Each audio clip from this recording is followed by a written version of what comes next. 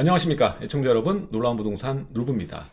자, 바로 엊그저께 공공재개발 2차 발표를 했던 것 같은데 오늘 또 3080 플러스, 그러니까 이사 대책에 나온 대도시의 도심 공급 방안에 대해서 후보지를 발표를 했습니다.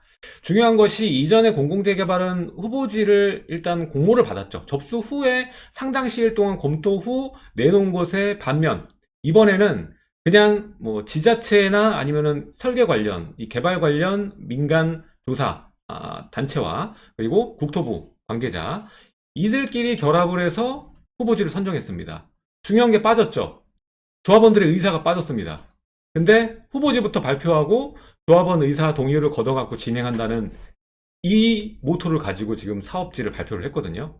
여긴 지나친 사유재산권 침해, 그러니까 이사 대책 이후에는 청산 얘기가 나왔고, 이번에 아예 후보지를 발표해버리면 해당 지역 거래가 후보지 선정이 되지 않더라도, 그러니까 아예 지구 지정이 되기 전에도 거래하기는 굉장히 어려울 겁니다.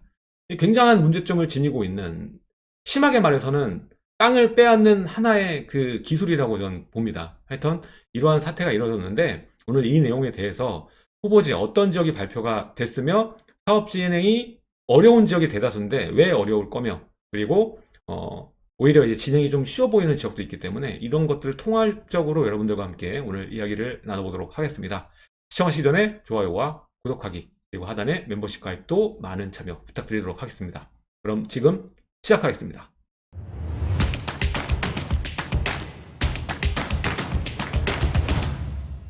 이번에 이 발표는 정말 실망입니다. 정말 막무가내로 그냥 발표부터 해버리는, 어지간히 급했나 봅니다. 예. 자, 일단은 이사대책 도심 공공주택 복합사업이라고 보시면 되겠는데, 얘기 나왔던 지역이 역세권, 중공업지, 저층주거지고요. 그 중에서 제가 이전에 영상에서 말씀드렸다시피 역세권과 중공업지 사업은 사실 어려울 거다. 저층주거지만이 일부 지역만 가능할 거다. 뭐 서울의 외곽이나 뭐 일단 입지적으로 강점이 좀 약한 그런 지역들이 진행 가능성이 높다, 이렇게 말씀을 드렸습니다. 자, 그 중에 뭐 중간에 뉴스들 나왔고, 뭐 일원동의 일부 지역도 뭐 이번에 기대감이 뜨겁다, 이런 얘기가 나왔었는데, 이번에 발표에는 그들 지역은 없었죠. 일단은 1차 발표라고 아예 명시를 했습니다. 일단 반응을 보고 또 2차로 넘어가겠죠. 예, 일단은 금천구, 도봉구, 영등포구, 은평구입니다. 이 상당 지역이 이제 외곽에 있고, 영등포구는 이 노후 슬럼화된 지역이 많은 편에 속하기 때문에 이렇게 포메이션을 잡은 것 같아요. 그래서 21곳을 선정을 했습니다. 근데 문제는 뭐냐면, 공공재개발은 순차적으로 했음에도 불구하고 이번에는 뭐 주민 설명회도 없이 그냥 후보지 발표부터 해버렸단 말이에요.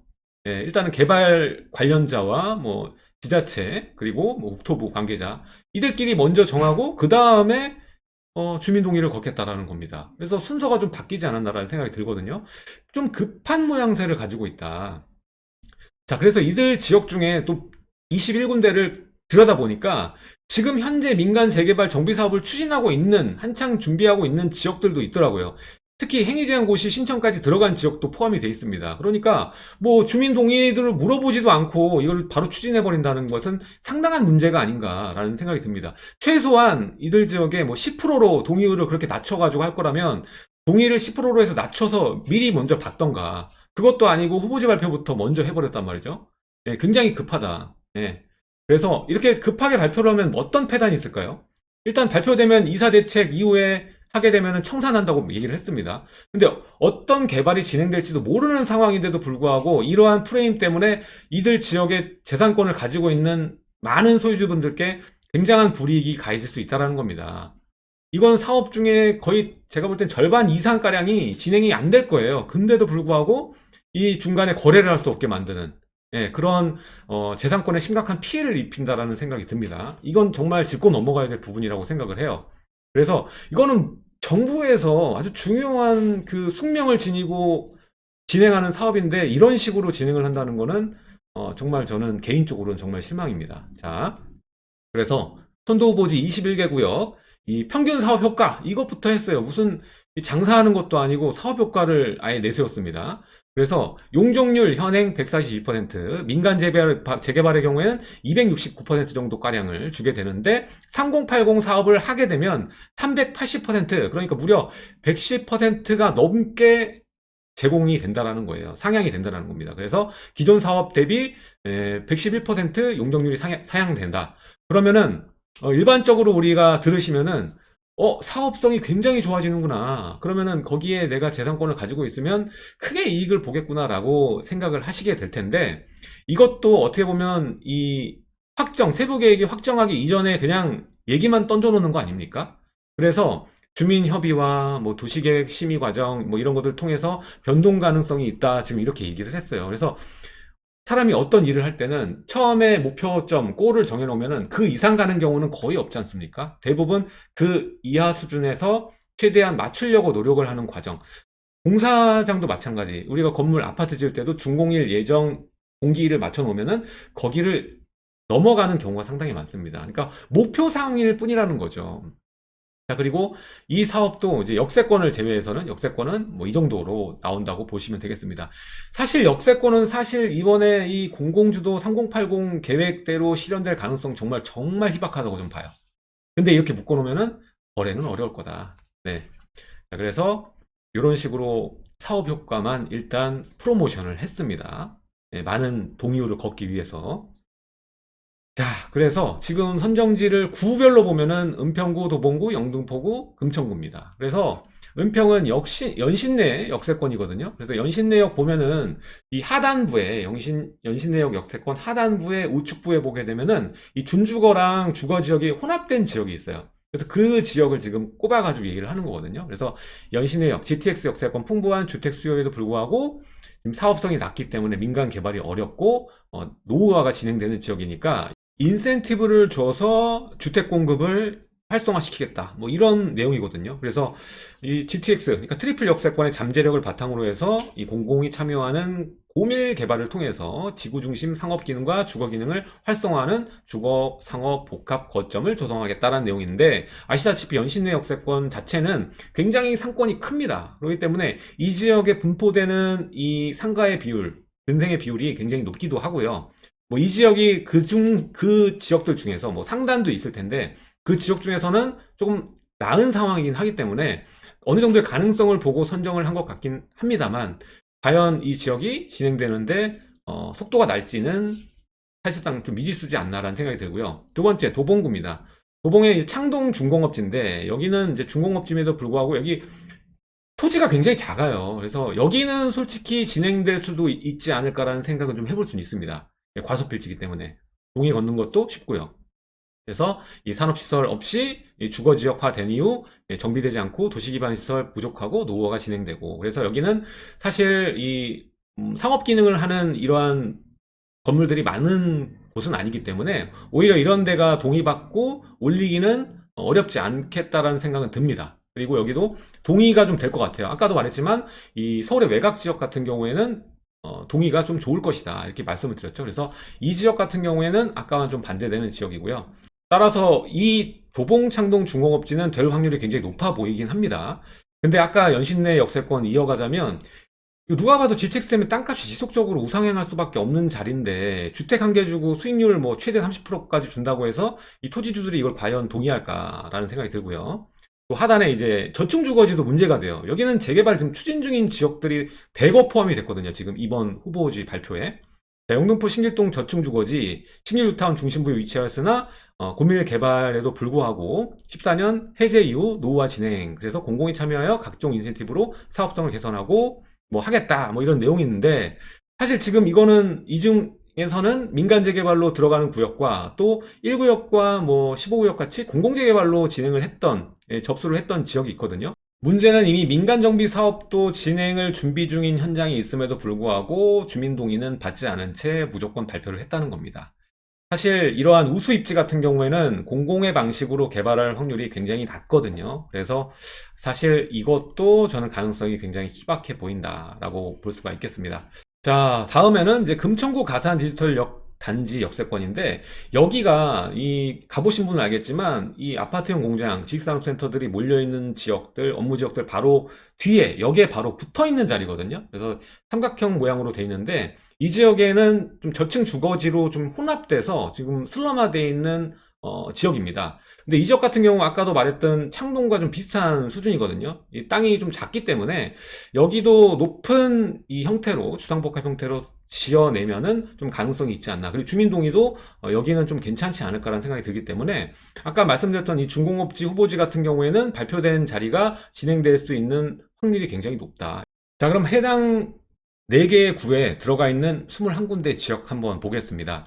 자, 공통적으로 좀 확인을 해보자면 이게 노후도가 공공재개발은 조금 엄격하게 들어간 부분이 있는데 이번에 발표된 지역들 3080에 해당하는 발표지 같은 경우에는 상당히 완화가 된 모습을 볼 수가 있습니다. 60%대도 선정이 된 것을 보면 조금 관대하게 자리를 잡았다라는 것이죠.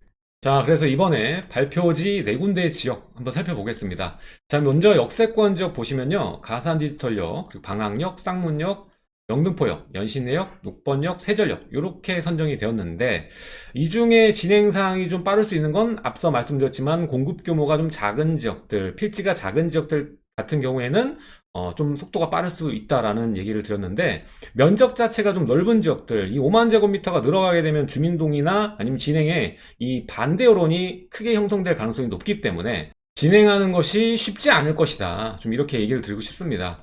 자, 일단은 역세권의 가치는 시간이 지남에 따라 이 지가 상승이 일반적인 이 땅값보다 크게 오르는 경향이 있기 때문에 그리고 게다가 역세권의 건물을 가지고 계신 분들이 주택 하나에 뭐 수익 30%까지 뭐 얹어준다고 해서 낼름 두 손 두 발 다 들고 반기는 그런 분들은 아마 한 명도 없을 겁니다. 그래서 뭔가 보완점이 더 있지 않은 이상, 인센티브가 더 있지 않는 이상 사업 진행이 쉽지는 않을 것이다. 예, 라고 볼 수가 있겠습니다. 그래서 이런 작은 필지로 공급을 조금씩 할 거라면은 이 상태로 계획을 밀고 나가도 되겠지만 사실 정부가 기대한 만큼 물량이 나오려면 이 5만 제곱미터 이상의 필지를 계속적으로 확보를 해줘야 되거든요. 근데 이게 역세권에는 여의치가 않을 것이다.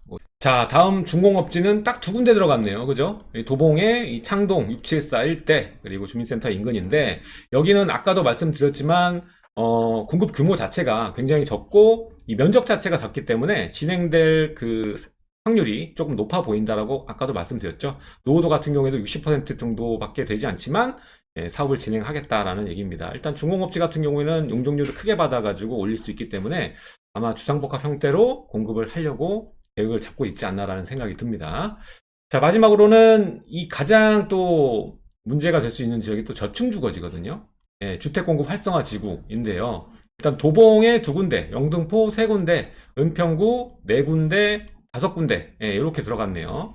자, 보면은 노후도 기준으로 봤을 때는 아까 봤던 역세권과 준공업지보다는 높은 편이긴 하나 그 중에 70%대가 보이죠. 이런 지역들 그리고 서울의 외곽인 뭐 도봉이라던가 또 은평의 녹번이라던가 불광 같은 경우는 어느 정도 진행의 가능성이 있어 보이지만 일말이라도 하지만 이제 신길 라인이나 아니면은 이 뭐 증산이나 수색이나 뭐 이런 지역들은 사실 진행이 그렇게 쉽지는 않을 것 같다라는 생각이 듭니다. 면적도 마찬가지로 지금 이 5만 제곱미터가 넘어가는 신길 2, 4, 15구역, 뭐 신길 뉴타운 해제 지역을 아예 다 뭐 이렇게 만들어 보려고 생각을 하는지 모르겠지만 여기서 노후도가 굉장히 좋고요. 일단 90%가 다 넘어가고요. 게다가 주민의 그 의지가 상당히 강한 지역입니다. 동의율도 좋고 또 이미 행위제한 고시를 집어넣은 곳도 있고요. 신청이 된 곳도 있고 뭐 공공재개발을 이번에 공모 접수했던 지역도 있고요. 그래서 이 지역들이 아마 이런 공공의 그 활성화를 위해서 그대로 자기 땅이 먹히는 것을 가만히 있지는 않을 것이다 라는 생각이 듭니다. 민간으로 해서 충분히 이 좋은 주택으로 지을 수가 있는데도 불구하고 뭐 공공재개발까지는 허용을 하나 뭐 이 상태로 넘어가서 다른 사업으로 또 시범사업 모델이 되는 거를 별로 원치 않을 것 같다는 생각이 듭니다.